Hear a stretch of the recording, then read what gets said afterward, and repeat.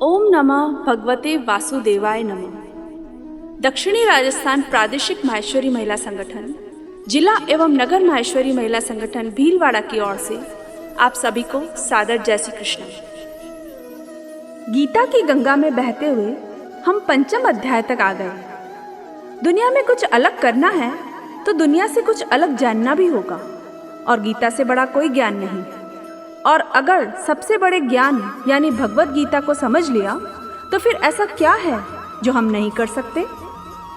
मैं रीना डाड प्रणाम के साथ प्रारंभ करती हूँ भगवत गीता के पंचम अध्याय कर्म संन्यास योग का। ओम श्री परमात्मने नमः। अर्जुन उवाच संन्यासं कर्मणां कृष्ण पुनर्योगं च शंससि यच्छ्रेय एतयोरेकं तन्मे ब्रूहि सुनिश्चितम्।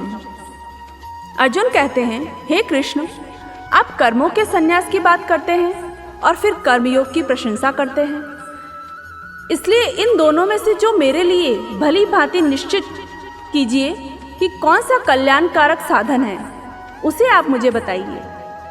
जब जीवन में दो राहें होती है तब हम भी यही कहते हैं कि जो आसान रहा है वही हमें बताइए। श्री भगवान उवाच संन्यासः कर्मयोगश्च निःश्रेयस्करावुभो तयोस्तु कर्म संन्यासात् कर्मयोगो विशिष्यते। श्री भगवान कहते हैं, कर्म संन्यास और कर्मयोग ये दोनों ही परम कल्याण करने वाले हैं, परंतु उन दोनों में भी कर्म संन्यास से कर्मयोग साधन सुगम या आसान होने से श्रेष्ठ है। कर्मयोग वह रास्ता है जो हम में से हर कोई हर पल कर सकता है। इसके लिए अपने जीवन को निष्ठा व कर्तव्य के साथ जीना होता है। ज्ञेय स नित्य सन्यासी यो न द्वेष्टि न कांक्षति निर्द्वंदो ही महाभावो सुखम बंधात प्रमुच्यते। हे अर्जुन, जो पुरुष न किसी से द्वेष करता है और न किसी वस्तु की आकांक्षा करता है, वह कर्मयोगी सदा सन्यासी समझने योग्य है।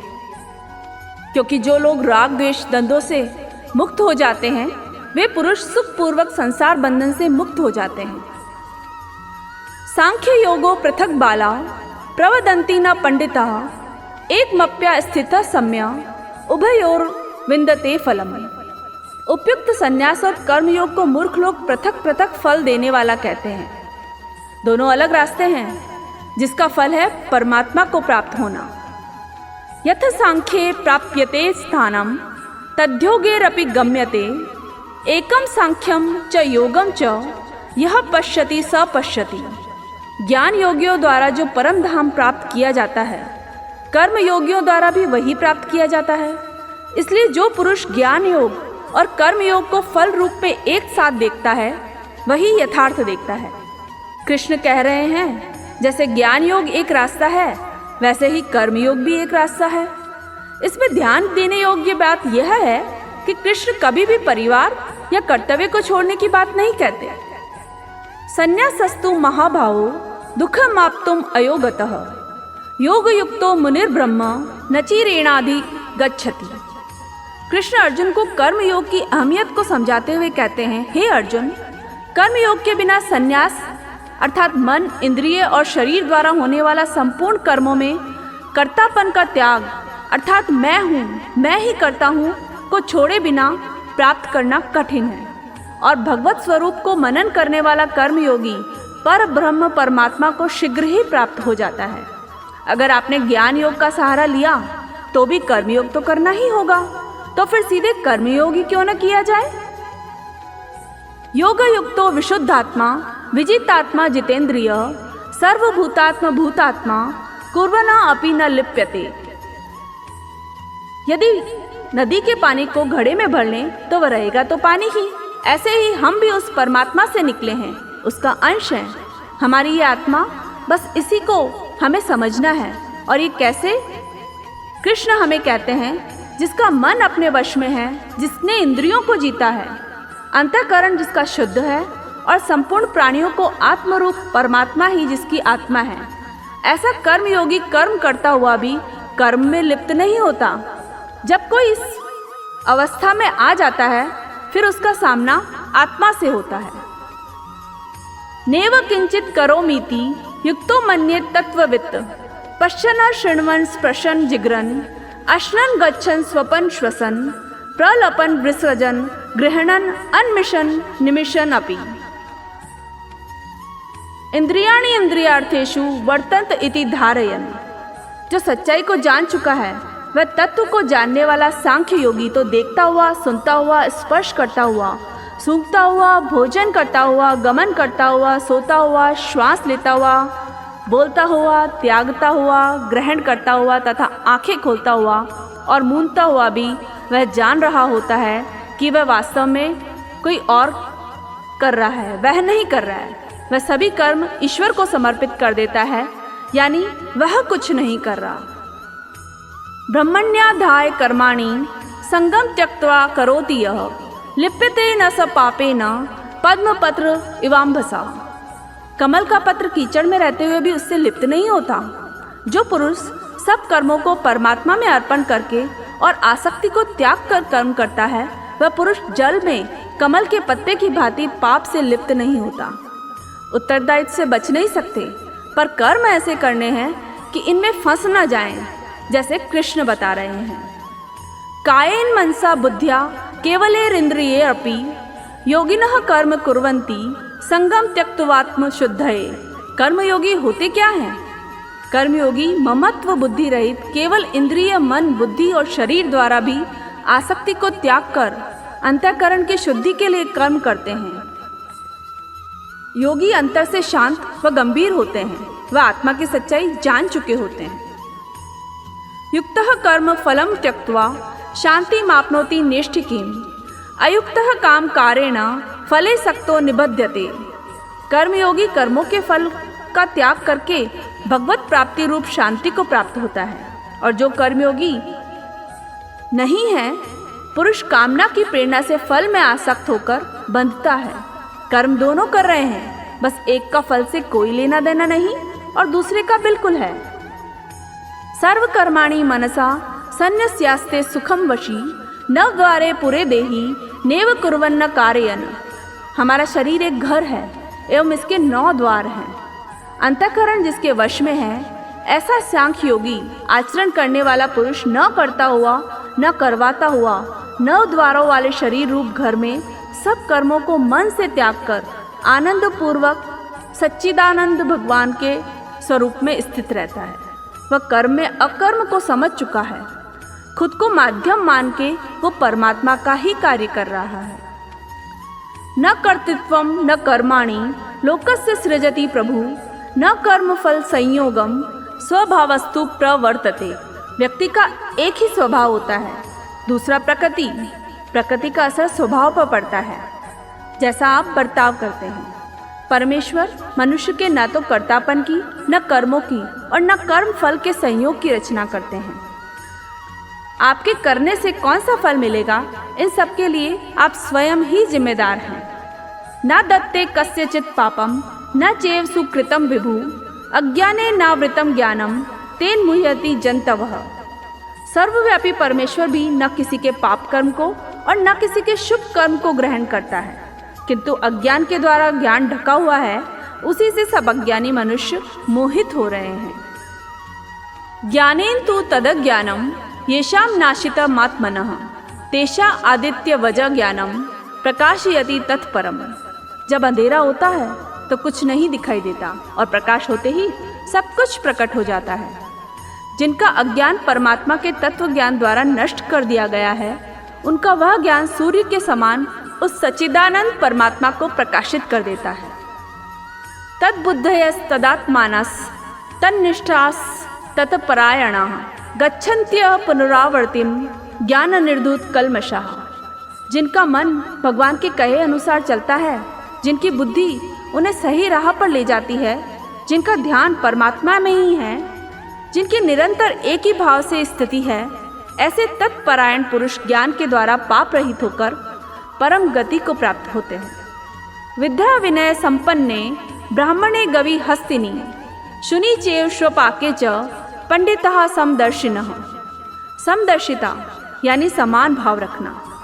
ज्ञानी जन विद्या और विनय युक्त ब्राह्मण में तथा गो, हाथी, कुत्ते और चांडाल में भी समदर्शी ही होते हैं। जो इन्हें समभाव रखे, किसी को छोटा या बड़ा न माने, वही ज्ञानी है। इहेव तेर्जितः सर्गो येषां साम्ये स्थितं मनः निर्दोषम ही समम ब्रह्म तस्मात् ब्रह्मणि ते स्थिता। जिनका मन समभाव में स्थित है, उनके द्वारा इस जीवित अवस्था में ही संपूर्ण संसार जीत लिया गया है, क्योंकि सच्चिदानंद परमात्मा निर्दोष और सम है। वो धन भी किसी काम का नहीं जो आपके मन में सभी लोगों के प्रति समभाव उत्पन्न नहीं कर सकता। न प्रविशेत प्रियम प्राप्य नोद्विजेत प्राप्य चाप्रियम स्थिर बुद्धि रसम मूढ़ो ब्रह्मविद ब्रह्मणि स्थित। जो पुरुष प्रिय को प्राप्त होकर हर्षित नहीं होता, अप्रिय को प्राप्त होकर उद्विग्न नहीं होता, वह स्थिर बुद्धि संशय रहित ब्रह्मवेता पुरुष सच्चिदानंद पर ब्रह्म परमात्मा में एक ही भाव से नित्य स्थित है। बाह्य स्पर्शे श्वसक्तात्मा विन्दत्यात्मनि यत सुखम स ब्रह्म योग युक्तात्मा सुखम अक्षय मश्नुते। धन, धान्य, प्रीति, प्रेम ये सभी चीजें बहुत आनंद देती है। दुनिया की वस्तुएं बड़ी आनंद देती है और व्यक्ति इन्हीं को पाने में लगा रहता है। अब जब ये बताया जाए कि कुछ ऐसा भी है जो इन सब से हजारों गुना ज़्यादा आनंददायक है, तो क्या हम उसे प्राप्त करना चाहेंगे? जी हाँ, भगवान कृष्ण की भगवत गीता वही बता रही है। बाहरी चीज़ों से ज़्यादा जिसे अपनी अंतर की बातों में ज़्यादा आनंद आता है, सच्चा ज्ञानी वही है। ये ही संस्पर्शजा भोगा दुख यौनय एवते आद्यंतवंतः कौन्तेय न तेषु रमते बुध। आंखें देखती है, कान सुनते हैं, त्वचा स्पर्श करती है, जीभ स्वाद बताती है। इन्हीं इंद्रियों के भोग से हमें आनंद मिलता है। क्या ये सही है? नहीं। कृष्ण बता रहे हैं, असल में इन इंद्रियों का भोग ही हमारे सारे दुखों का कारण है। कुछ अच्छा खाना, सुनना, देखना बस थोड़ी ही देर का आनंद है। इसलिए ज्ञानी पुरुष इन इंद्रियों के सुखों में नहीं फंसते। शक्नोति हेव यः सौढुम प्राक् शरीर विमोक्षणात् काम क्रोधोद्भवम वेगम सह युक्त स सुखी नर। जो साधक इस मनुष्य शरीर में शरीर का नाश होने से पहले पहले ही काम क्रोध से उत्पन्न होने वाले वेग को सहन करने में समर्थ हो जाता है, वही पुरुष योगी है और वही सुखी है। कृष्ण कहते हैं, समय तो कम है और फिर मृत्यु के बाद दूसरी योनि मिलेगी। उससे पहले ही अपने मन पर विजय पालें तो जन्म मृत्यु के चक्कर से बच सकेंगे। योन्तः सुखोन्तरा रामस तथान्तरा ज्योतिरेव यः स योगी ब्रह्म निर्वाणम ब्रह्मभूतोदि गच्छति। जो पुरुष अंतरात्मा में ही सुख वाला है, आत्मा में ही रमण करने वाला है तथा जो आत्मा में ही ज्ञान वाला है, वह सच्चिदानंद पर ब्रह्म परमात्मा के साथ एक ही भाव को प्राप्त ज्ञानी ब्रह्म को प्राप्त होता है। लभन्ते ब्रह्म निर्वाण नृषः श्रीन कल्मषा छिन्न द्वेधा यतात्माना सर्वभूत हिते रता। जिनके सब पाप नष्ट हो गए हैं, जिनके सब संशय ज्ञान के द्वारा निवृत्त हो गए हैं, जो संपूर्ण प्राणियों के हित में रत है और जिनका जीता हुआ मन निश्चल भाव से परमात्मा में स्थित है, वे ब्रह्मवेत्ता पुरुष शांत ब्रह्म को प्राप्त होते हैं। अतएव बाहरी चीजों में आनंद नहीं, असली आनंद तो आपके मन में है। काम क्रोध वियुक्तानाम यतीनाम यत चेतसाम अभितो ब्रह्म निर्वाणम वर्तते विदितात्मनाम। काम क्रोध से रहित जीते हुए चित्त वाले पर ब्रह्म परमात्मा का साक्षात्कार किए हुए ज्ञानी पुरुषों के लिए सब ओर से शांत पर ब्रह्म परमात्मा ही परिपूर्ण है।